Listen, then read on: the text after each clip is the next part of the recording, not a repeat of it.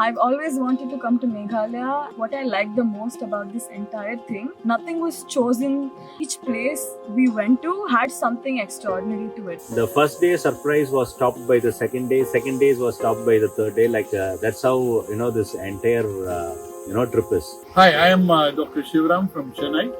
What we've been experiencing is a series of swimming, cliff jumping, kayaking. This is the ultimate experience where gradually we're building up excitement over the days. Activity was different. When I went into the cave, it was a surreal experience. And my favorite part of it was the caving. You have to lie and then move. Caving experience is so different from the trekking experience. What I really liked about the trip is, the 3 hours spent in Blue Lagoon. It was, phenomenal experience.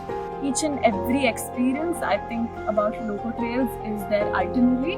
The itinerary also has been very exotic. When I looked at the brochure, it just looked like a very normal trip where whenever he took us to a place, it just had its own definition and experience to it. Generally, we take our own cameras. So every trip I've been to with my friends or with my family, it's always been us clicking pictures. But fortunately for us, we have been accompanied by a very spirited young photographer. Almost like a photo documentary, customized, individualized, professionally.